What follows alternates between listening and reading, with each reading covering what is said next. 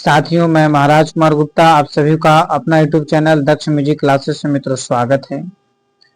साथियों ध्यान दीजिएगा, बीपीएससी टीआरई 4.0 के लिए साथियों प्रतिदिन इस चैनल पर साथियों रात्रि 8 बजे म्यूजिक के क्लास साथियों लिए जा रहे हैं।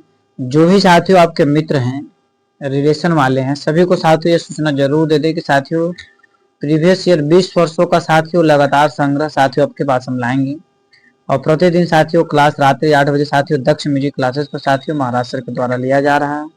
तो साथियों आपका दायित्व बनता है कि प्रतिदिन रात्रि 8 बजे खुद तथा आपके जितने भी मित्र हैं सभी लोग साथियों आएंगे, तभी साथियों आपको कंपटीशन होगा और पता चलेगा कि हम कितने पानी में हैं।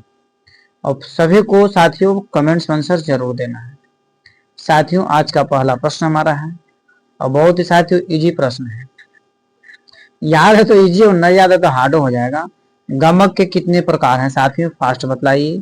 ए में हमारा 15 है, बी में 20 है, सी में 28 है, डी में साथियों उपयुक्त में से एक से अधिक और ई में उपयुक्त में से कोई नहीं। साथियों फास्ट बतलाइए कि गमक के कितने प्रकार हैं। साथियों बताते चलें कि इस प्रश्न का आंसर साथियों आपको कमेंट्स में आंसर देना आवश्यक है कि गमक के साथियों कितने प्रकार हैं। मित्रों बताते चलें कि 2 नंबर प्रश्न का साथियों आंसर हो जाएगा 15। गमक के कितने प्रकार हैं तो 15 प्रकार है साथियों। बहुत बार हम क्लास में इसका आंसर दे चुके हैं, खुद हमको नहीं याद है कि हम कितना बार आंसर दे चुके हैं। तो साथियों आपको लगातार यदि क्लास को साथी ज्वाइन करते हैं तो कभी भी मित्रवर आपको कोई भी प्रश्न आपके दिमाग से निकलेगा नहीं। प्राचीन काल में 2 प्रमुख ग्रंथकार कौन से हुए साथियों, फास्ट बतलाइए।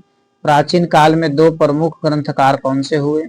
ए में साथियों अहोबल साहब और नारद साहब, बी में भरत साहब और सारंग देव, सी में साथियों मतंग साहब और बृहस्पति देव, डी में साथियों उपयुक्त में से एक से अधिक, ई में उपयुक्त में से कोई नहीं।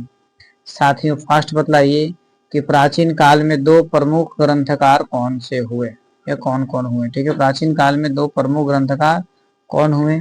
साथियों इस प्रश्न का आंसर आपको कमेंट्स में जरूर देना है। मित्र बताते चले कि प्राचीन काल में 2 प्रमुख संगीतकार या ग्रंथकार जो थे साथियों भरत साहब और सारंग देव थे साथियों। ऑप्शन नंबर बी हमारा सही आंसर है। ठीक है, इस प्रकार मित्रों अगले प्रश्न पर आप बारीकी से ध्यान दीजिएगा। स्वरों की आंदोलन संख्या मालूम करने के कितने आधार हैं साथियों, फास्ट बतलाइए। स्वरों की आंदोलन संख्या मालूम करने के कितने आधार हैं। ए में साथियों 3 है, बी में 4 है, सी में 5 है, डी में साथियों उपयुक्त में से एक से अधिक और ई में उपयुक्त में से कोई नहीं। साथियों फास्ट बतलाइए कि स्वरों की आंदोलन संख्या मालूम करने के कितने आधार हैं। मित्रों फटाफट बताइए कि स्वरों की आंदोलन संख्या मालूम करने के लिए साथियों कितने बेस माने गए हैं, कितने आधार साथियों माने गए हैं। मित्रों बताते चले कि इस प्रश्न का आंसर हो जाएगा 3 आधार माने गए हैं साथियों। 3 मतलब एप्पल आंसर हमारा क्या है, सही है। ठीक है साथियों 5 नंबर प्रश्न पर बारीकी से ध्यान दीजिएगा कि कर्नाटकी संगीत पद्धति में बिलावल और कल्याण थाट को किस नाम से जानते हैं साथियों, फास्ट बतलाइए कि कर्नाटकी संगीत में बिलावल और कल्याण थाट को किस नाम से जानते हैं। ए में साथियों घरहर प्रिया व नट भैरवी, बी में साथियों हनुमंत तोड़ी और गमन प्रिया, सी में साथियों धीर शंकराभरण और मिच कल्याणी, डी में साथियों उपयुक्त में से एक से अधिक और ई में हमारा उपयुक्त में से कोई नहीं। साथियों फास्ट बतलाइए कि कर्नाटकी संगीत में बिलावल और कल्याण थाट को किस नाम से जानते हैं। तो साथियों बताते चले कि 5 नंबर प्रश्न का आंसर साथियों आपका कमेंट्स में जरूर आना चाहिए। साथियों इस प्रश्न का आंसर हो जाएगा धीर शंकराभरण और Mecha Kalyani. Option number C साथियों क्या है, सही आंसर है। ठीक है मित्रों 6 नंबर प्रश्न पर बारीकी से ध्यान दीजिएगा। इनमें से किस रागों में मध्यम वादी स्वर है साथियों, फास्ट बतलाइए। इनमें से किस रागों में मध्यम वादी स्वर है। ए में साथियों केदार है, बी में भीम पलासी है, सी में बागेश्वरी है, डी में साथियों उपयुक्त में से एक से अधिक और ई में साथियों उपयुक्त में से कोई नहीं। साथियों फास्ट बतलाइए इनमें से किस रागों में मध्यम वादी स्वर है। ठीक है, इनमें से किस रागों में मध्यम वादी स्वर है। केदार, भीम पलासी, बागेश्वरी या साथियों उपयुक्त में से एक से अधिक।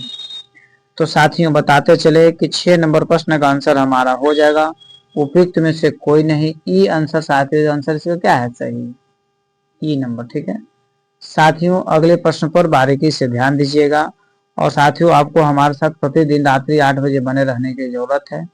साथियों अगला प्रश्न हमारा है, ध्वनि जिसको साथियों हम नाद बोलते हैं की दृष्टि से स्वर स्थानों का स्पष्टीकरण करने के लिए कितने साधन हुए हैं?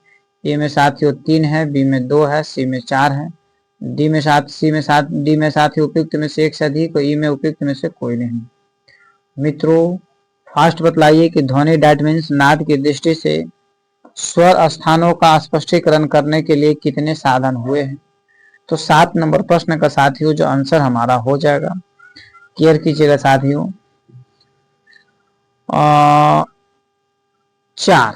कितने साधन हुए? 4, मतलब ऑप्शन नंबर बी साथियों हमारा क्या है, सही है। ठीक है, आगे मुझे साथियों लिखा गया उसे घबराना नहीं है। ठीक है, 4 ही आंसर साथियों सही से नहीं कि बी और सी को बी नहीं मान लेना है। 4 साथियों याद रखना है कि ध्वनि डैट मीन्स नाद की दृष्टि से स्वर स्थानों का स्पष्टीकरण करने के लिए कितने साधन है? तो 4 साधन है।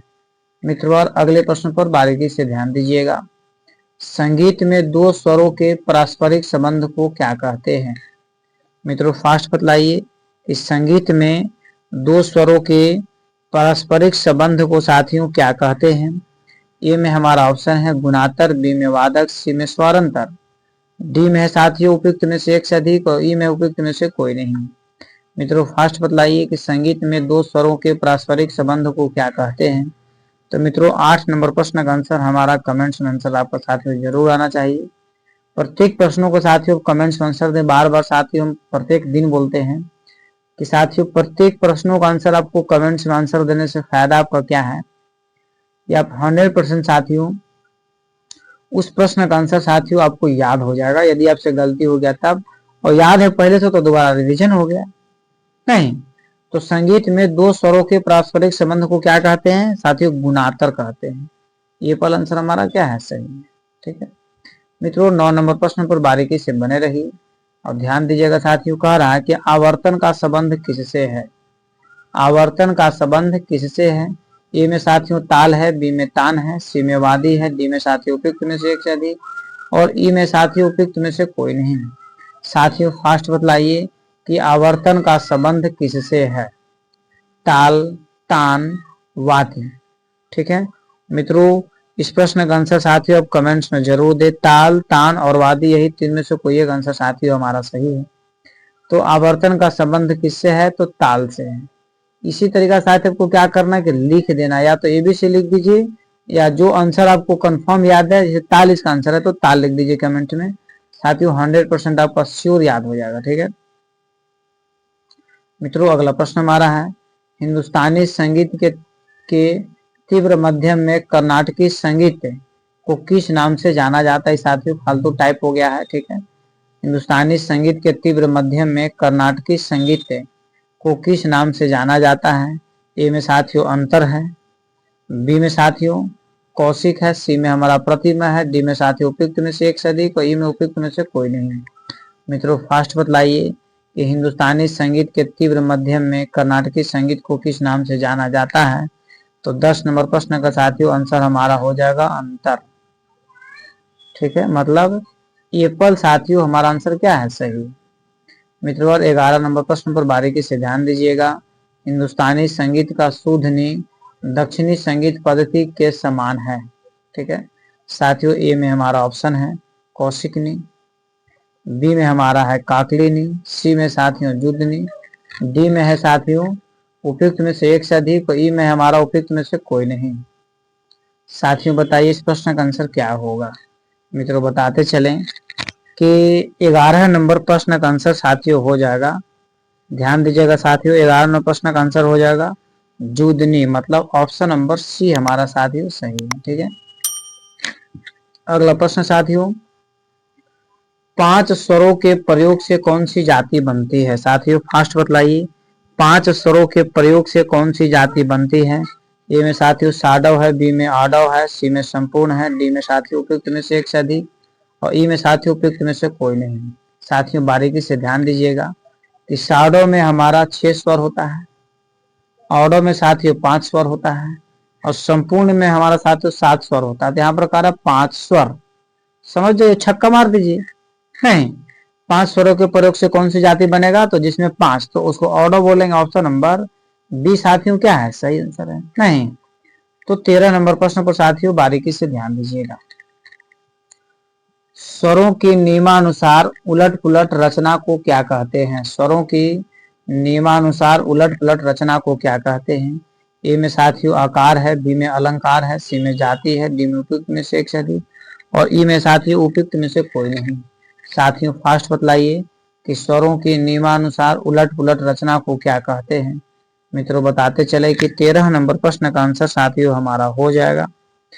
स्वरों के नियमानुसार उलट पुलट रचना को साथियों अलंकार कहते हैं। ऑप्शन नंबर बी साथियों हमारा सही आंसर है। ठीक है साथियों, 14 नंबर प्रश्न पर ध्यान दीजिएगा कि उर्दू या फारसी भाषा के गीत किसमें पाए जाते हैं? उर्दू या फारसी भाषा के गीत साथियों किसमें पाए जाते हैं? साथियों सब क्वेश्चन दिमाग लगाने वाला चीज है, प्रेजेंट ऑफ माइंड। भाजन तो कभी उर्दू में होगा नहीं, ठुमरी तो कभी उर्दू में होगा नहीं, ये वो क्या बच गया, गजल नहीं। तो फर्स्ट बताइए कि उर्दू या फारसी भाषा के गीत किस में पाए जाते हैं? तो गजल में पाए जाते हैं। Option number C direct way में साथियों आंसर हमारा सही है। मित्रों 15 नंबर प्रश्न पर ध्यान दीजिएगा। संगीत का आधार कौन सा नाद है? साथियों फर्स्ट बतलाइए कि संगीत का आधार कौन सा नाद है। ए में साथियों आहत है, बी में अनाहत है, सी में दोनों है, डी में उपयुक्त में से एक से अधिक, और ई में साथियों उपयुक्त में से कोई नहीं। मित्रों फास्ट बतलाइए कि संगीत का आधार कौन सा नाद है। तो 15 नंबर प्रश्न का साथियों आंसर हमारा हो जाएगा। संगीत का आधार जो है साथियों उसे आहत नाद कहते हैं। ऑप्शन नंबर ए पर साथियों क्या है, सही आंसर है। मित्रों यदि आप हमारे चैनल पर पहली बार साथियों विजिट कर रहे हैं तो साथियों चैनल को सब्सक्राइब करना न भूलें, और साथियों इसे प्रमोट जरूर करें। प्रमोट कहने का मतलब साथियों को आप अपने स्टेटस पर लगा दें, अपने लोगों को जरूर साथियों भेजिए। तथा सबसे महत्वपूर्ण बात है कि जो भी आपके में व्हाट्सएप ग्रुप हो जो स्टडी से रिलेटेड हो, उसको साथियों उस ग्रुप में आप जरूर इसे डाल दें ताकि सभी लोग पढ़ सके और निरंतर आगे की ओर बढ़ सके। संगीत में तार के कंपन को क्या कहते हैं? साथियों फास्ट बतलाइए, संगीत में तार के कंपन को क्या कहते हैं? ए में आंदोलन है, बी में दोलन है, सी में ध्वनि है, डी में उपयुक्त में से एक से अधिक, ई में साथियों उपयुक्त में से कोई नहीं। साथियों फास्ट बतलाइए कि संगीत में तार के कंपन को क्या कहते हैं। तो 16 नंबर प्रश्न का साथियों आपका आंसर जरूर आना चाहिए कि संगीत में तार के कंपन को साथियों क्या कहते हैं, तो आंदोलन कहते हैं। ये पर आंसर साथियों क्या है, सही। मित्रों 17 नंबर प्रश्न पर ध्यान दीजिएगा। कौन कौन से स्वर कोमल भी होते हैं? कौन कौन से स्वर साथियों कोमल भी होते हैं? साथियों चारों सॉरी पांचों का पांचों ऑप्शन साथियों, फिफ्थ ऑप्शन साथियों आपके पास अवेलेबल है। साथियों आप जरूर बतलाइए कि कौन कौन से स्वर कोमल भी होते हैं। साथियों फर्स्ट कमेंट्स में आंसर दीजिएगा। नहीं, क्योंकि साथियों यदि अभी नहीं आंसर दिए तो कभी नहीं दे पाइएगा। कौन कौन से स्वर साथियों कोमल होते हैं? तो ध्यान दीजिए, रे ग ध नी, मतलब एपल आंसर हमारा क्या है, सही। साथियों अगले प्रश्न पर क्लियर कीजिएगा। कौन कौन से स्वर अचल स्वर कहलाते हैं? साथियों कौन कौन से स्वर अचल स्वर कहलाते हैं? ए में साथियों सा और प है, बी में म और प है, सी में सा और म है, डी में साथियों उपयुक्त में से एक से अधिक, और ई में साथियों उपयुक्त में से कोई नहीं। मित्रों फास्ट बतलाइए कि कौन कौन से स्वर अचल स्वर कहलाते हैं। मित्रों बताते चलें कि 18 नंबर प्रश्न का साथियों आंसर हो जाएगा सा और प, मतलब एपल आंसर साथियों हमारा क्या है, सही आंसर है। ठीक है इस प्रकार साथियों अगले प्रश्न पर ध्यान दीजिएगा। तीनों सप्तक के नाम क्या है? साथियों फर्स्ट से बतलाइए सप्तक कितने हैं, तो 3 होते हैं। तो तीनों सप्तक का नाम साथियों आपको कमेंट्स में बताना है। ए में साथियों मंद्र सप्तक, मध्य सप्तक, तार सप्तक, बी में साथियों नीचा ऊंचा मध्य, सी में साथियों षडज मध्यम पंचम, और डी में साथियों उपयुक्त में से एक से अधिक, और ई में उपयुक्त में से कोई नहीं। साथियों फास्ट बतलाइए कि तीनों सप्तक के नाम क्या है। तो साथियों पहले ही हम बक दिए थे, नहीं कि मंद्र सप्तक, मध्य सप्तक और तार सप्तक, मतलब एपल आंसर हमारा क्या है, सही है। साथियों 20 नंबर प्रश्न पर बारीकी से क्लियर कीजिएगा। और बार बार साथियों हम बोल रहे हैं कि प्रत्येक क्लास को साथियों फर्स्ट टू लास्ट आप जरूर देखें। ऐसा नहीं कि बीच में आए, अब प्रथम में आए थोड़ा सा देखे, फोन आ गया, गते घसक दिए, हाय हेलो करने लगे, तो साथियों एग्जाम में भी वही का आप काम करने लगेगा। ठीक है तो एग्जाम साथियों आपको निकलने वाला नहीं है। सीरियसली मूड से साथियों क्लास को ज्वाइन करें, और सीरियस तरीका से साथियों फर्स्ट टू लास्ट साथियों क्लास को जरूर देखें। इनमें से किस राग में ग ने स्वर कोमल लगते हैं साथियों, फर्स्ट बतलाइए। इनमें से किस राग में ग ने स्वर कोमल लगते हैं? ए में हमारा यमन है, बी में बिलावल है, सी में काफी है, डी में उपयुक्त में से एक से अधिक, और ई में साथियों उपयुक्त में से कोई नहीं। साथियों फर्स्ट बतलाइए, इनमें से किस राग में ग ने स्वर कोमल लगते हैं? तो 20 नंबर प्रश्न का आंसर साथियों हो जाएगा काफी, मतलब सी आंसर साथियों हमारा क्या है, सही आंसर साथियों। अगले प्रश्न पर ध्यान दीजिएगा। राग यमन के वादी संवादी स्वर बताइए। राग यमन के वादी संवादी स्वर साथियों क्या है? ए में हमारा साथियों स और प है, बी में स और म है, सी में साथियों ग और ध है, डी में साथियों उपयुक्त में से एक से अधिक, और ई में साथियों उपयुक्त में से कोई नहीं। मित्रों फटाफट कमेंट्स में आप आंसर दीजिए कि राग यमन के वादी संवादी स्वर बताइए। तो 21 नंबर प्रश्न का साथियों आंसर हमारा हो जाएगा राग यमन के साथियों वादी संवादी दो स्वर है साथियों, इनमें से कोई आंसर सही नहीं है, मतलब ये आंसर इसको हम टिक आउट करके एग्जाम में आएंगे नहीं। तो साथियों 22 नंबर प्रश्न पर बारीकी से बने रहिए। प म ग रे सा ठीक है से किस राग का बोध होता है? ए में साथियों यमन है, बी में बिहाग है, सी में सावरी है, डी में उपयुक्त में से एक से अधिक, ई में साथियों उपयुक्त में से कोई नहीं। साथियों फास्ट बतलाइए कि 22 नंबर प्रश्न का आंसर क्या होगा। ठीक है कि प म ग रे सा से किस राग का बोध होता है? साथियों बताते चलें कि 22 नंबर प्रश्न का आंसर साथियों उपयुक्त में से कोई नहीं, मतलब ई आंसर साथियों हमारा क्या है, सही है। साथियों अगले प्रश्न पर ध्यान दीजिएगा। कौन दो स्वर किसी भी राग में एक साथ वर्जित नहीं होते हैं? कौन दो स्वर किसी भी राग में एक साथ वर्जित नहीं होते हैं? ए में साथियों हमारा ऑप्शन है सम, बी में सा और म होगा साथियों, बी में सा और प, सी में साथियों म और प, डी में साथियों उपयुक्त में से एक से अधिक, ई में साथियों उपयुक्त में से कोई नहीं। साथियों फास्ट बतलाइए कौन दो स्वर किसी भी राग में एक साथ वर्जित नहीं होते हैं? तो 23 नंबर प्रश्न का साथियों आंसर हमारा हो जाएगा म प, मतलब ऑप्शन नंबर सी साथियों आंसर क्या है, सही है। ठीक है इस प्रकार साथियों अगले प्रश्न पर बारीकी से बने रहिए और ध्यान दीजिएगा साथियों। ठीक है सा म, ठीक है साथियों क्लियर कीजिएगा, सा म और प की कितनी कितनी श्रुतियां मानी जाती है? ए में साथियों प्रत्येक की 2 श्रुतियां हैं, बी में प्रत्येक की 3 श्रुतियां हैं, सी में साथियों प्रत्येक की 4 श्रुतियां हैं, डी में उपयुक्त में से एक से अधिक, ई में साथियों उपयुक्त में से कोई नहीं। मित्रों फास्ट बतलाइए सा म और प की कितनी कितनी श्रुतियां मानी जाती है? तो 24 नंबर प्रश्न का साथियों आंसर हो जाएगा प्रत्येक की साथियों 4 श्रुतियां मानी जाती है, ऑप्शन नंबर सी हमारा सही है। ठीक है मित्रों किस राग के वादी संवादी में संभव भाव नहीं है? ठीक है संवाद नहीं है, सॉरी, किस राग के वादी संवादी में संवाद भाव नहीं है? ए में साथियों 8 और 10 में, बी में 9 और 13, सी में 10 और 15, और डी में साथियों 4 और 6। साथियों बताते चलें कि इस प्रश्न का आंसर जो हमारा हो जाएगा ऑप्शन नंबर बी 9 से 13, बी आंसर साथियों क्या है, सही है। साथियों 26वें प्रश्न पर बारीकी से ध्यान दीजिएगा। धमार ताल कितने मात्रा की होती है? ए में साथियों 10 है, बी में 14 है, सी में 15 है, डी में उपयुक्त में से एक से अधिक, ई में साथियों उपयुक्त में से कोई नहीं।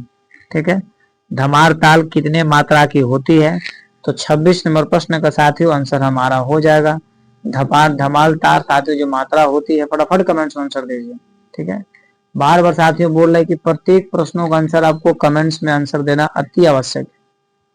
धमार ताल कितनी मात्रा की होती है? तो 14 मात्रा की होती है, मतलब option number B for ball क्या आंसर है, सही है। ठीक है 27 नंबर प्रश्न पर साथियों ध्यान दीजिएगा। किस गायकी के साथ पखावज की संगत होती है? साथियों फास्ट बतलाइए कि किस गायकी के साथ पखावज की संगत होती है? ए में साथियों ध्रुपद है, बी में ख्याल है, सी में टप्पा है, डी में उपयुक्त में से एक से अधिक, ई में साथियों उपयुक्त में से कोई नहीं।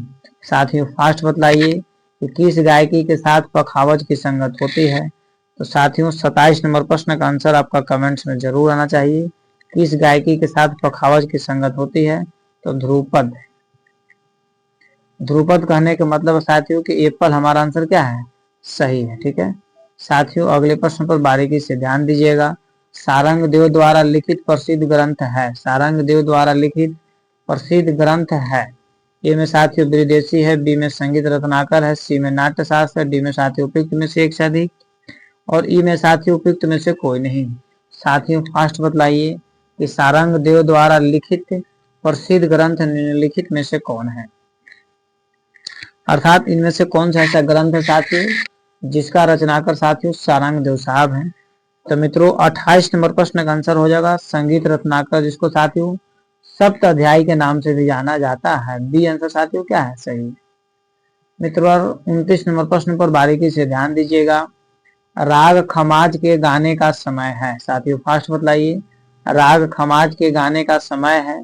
ए में साथियों रात्रि का द्वितीय पहर, बी में प्रातःकालीन, सी में साथियों सायंकालीन, डी में उपयुक्त में से एक से अधिक, ई में साथियों उपयुक्त में से कोई नहीं। मित्रों फटाफट कमेंट्स में आंसर दीजिए राग खमाज के गाने का समय क्या है। तो 29 नंबर प्रश्न का साथियों आंसर हमारा हो जाएगा रात्रि का द्वितीय प्रहर, मतलब एप्पल आंसर हमारा साथियों क्या है सही।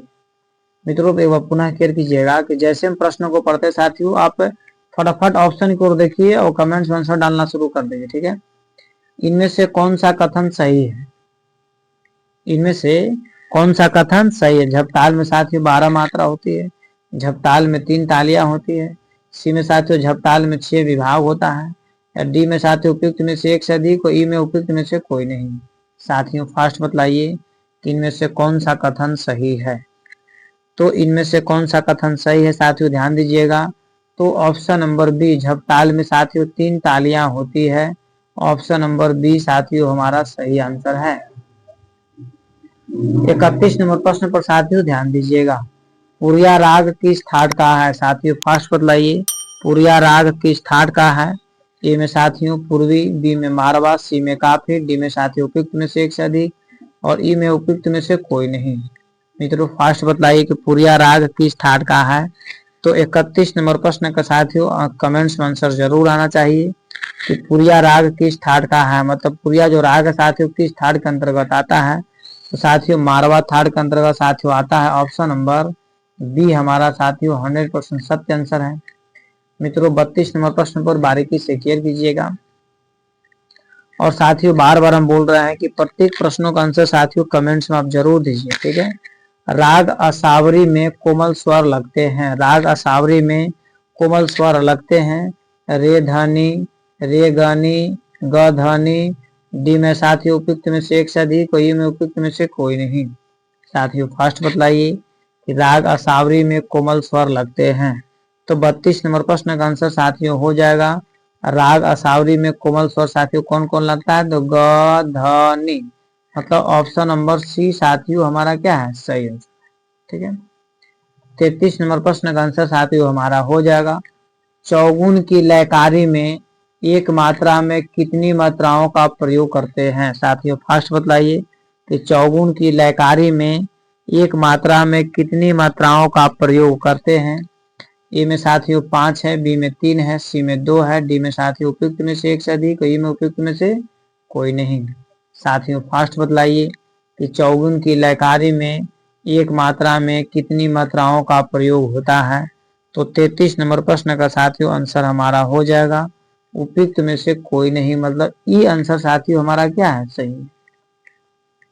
साथियों 34 नंबर प्रश्न पर ध्यान दीजिएगा बांसुरी किस वर्ग का वाद्य है। साथियों फास्ट बतलाइए बांसुरी किस वर्ग का वाद्य है।